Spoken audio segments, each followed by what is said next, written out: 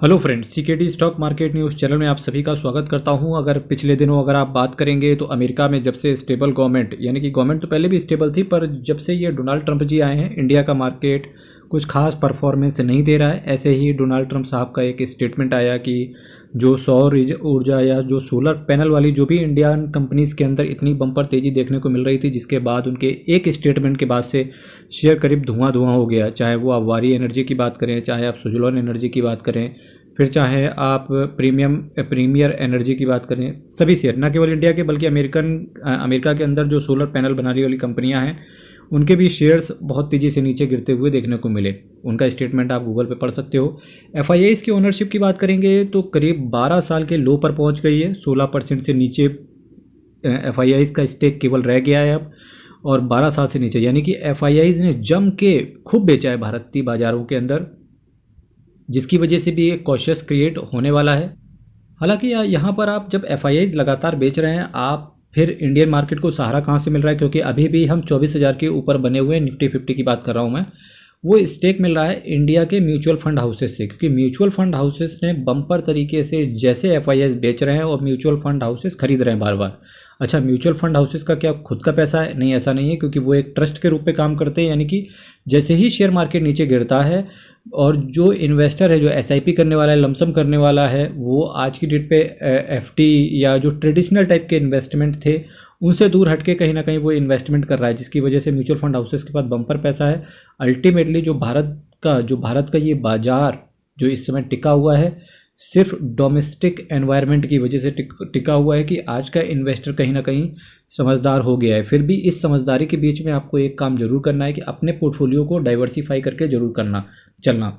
इस diversified portfolio में gold को भी शामिल करना, सिल्वर करे ना करे कोई दिक्कत वाली बात नहीं है, गोल्ड को भी शामिल करना, फिक्स्ड इनकम वाली सिक्योरिटीज़ को भी स्थान देना, यानी कि ट्रेडिशनल इन्वेस्टमेंट पर भी फोकस करना।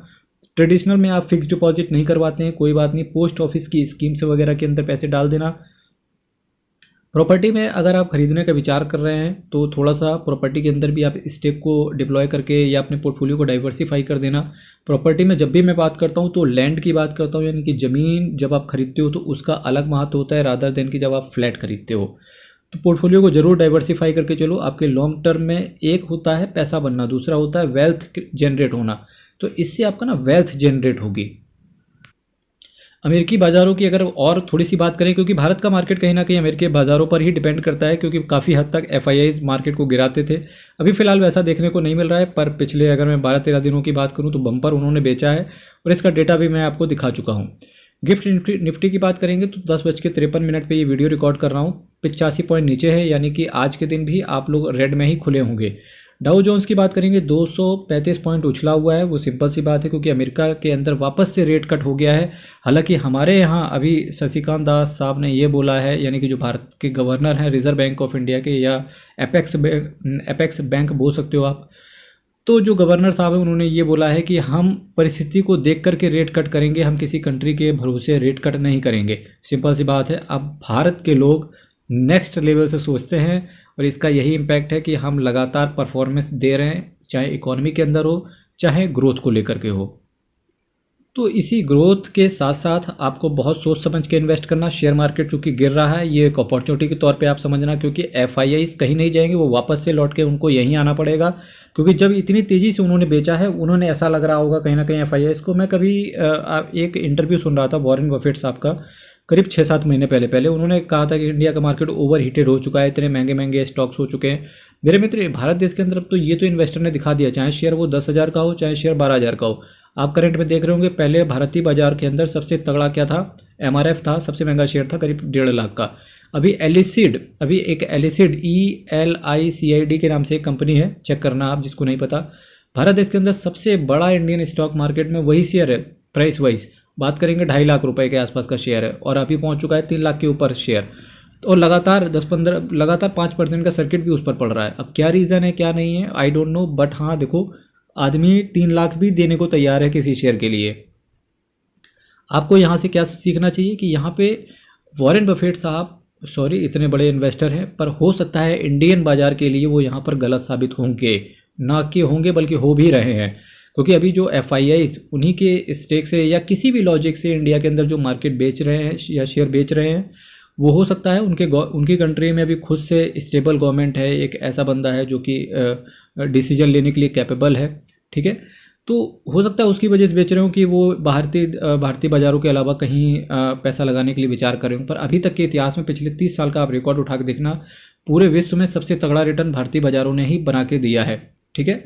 तो आप रिटर्न वाइज देखना, मार्केट कैपिटल वाइज अगर पूरा चेक करेंगे तो निफ्टी 50 और अपना जो सेंसेक्स है, इनको मिला करके बात करेंगे तो ऑलमोस्ट दूसरा या तीसरा स्थान हम रखते हैं।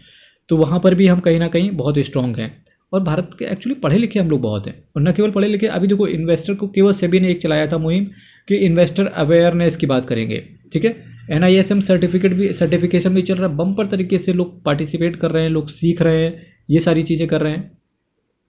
और मेरे पास भी NISM का सर्टिफिकेट है, म्यूचुअल फंड डिस्ट्रीब्यूटर जो NISM का जो एग्ज़ाम होता है वो भी मैंने क्वालिफाई कर रखा है म्यूचुअल फंड डिस्ट्रीब्यूटर का। तो ये सारी चीज़ें लोग सीखेंगे, लोग आगे बढ़ेंगे और भारत का बाजार यूँ ही चलता रहेगा। आपको इसी तरीके से यहाँ पर डरना नहीं है, हर गिरावट पे एक अपॉर्चुनिटी के तौर पे रखना, क्योंकि अगर कोई चीज़ गिर रही है, अगर कोई अच्छी चीज़ आपको सस्ते भाव पे मिल जाए, आपको डेफिनेटली ग्रैब करना चाहिए और डरना नहीं चाहिए। कुछ म्यूचुअल फंड है जहाँ पर आपकी नज़र होनी चाहिए, जैसे मोतीलाल ओसवाल का मिड कैप, ICICI प्रूडेंशियल का इंफ्रास्ट्रक्चर। ये ऐसे फंड है जिनका रेटिंग जो value research credit rating agency है उसने अच्छी करके दी है, 5 आउट ऑफ 5 है। मोतीलाल ओसवाल मिड कैप की, ICICI प्रूडेंशियल की बात करेंगे तो 4 स्टार रेटिंग है। DSP infrastructure growth and economic reform fund की बात करेंगे तो 3 स्टार रेटिंग है, हालांकि ये रेगुलर फंड है। LIC म्यूचुअल फंड इंफ्रास्ट्रक्चर की बात करेंगे तो 3 स्टार है इसके पास। निपॉन इंडिया स्मॉल कैप की बात करेंगे 4 स्टार है। कैनरा रोबेको इंफ्रास्ट्रक्चर की बात करोगे 3 स्टार है। फ्रैंकलिन बिल्ड इंडिया फंड की बात करोगे 3 स्टार है। इन्वेस्को इंडिया इंफ्रास्ट्रक्चर की बात करोगे 4 स्टार है। Kotak infrastructure and economic reform fund की बात करोगे 5 स्टार है। टाटा स्मॉल कैप की बात करोगे तो 5 स्टार रेटिंग है। तो ये कुछ म्यूचुअल फंड है जहाँ पर आपकी नज़र करना है, इनको कंसीडर करके चलना। अगर आप कभी विचार कर रहे थे इन म्यूचुअल फंड्स के बारे में तो इनका रिव्यू चेक करना। रिव्यू आपको कहाँ मिलेगा?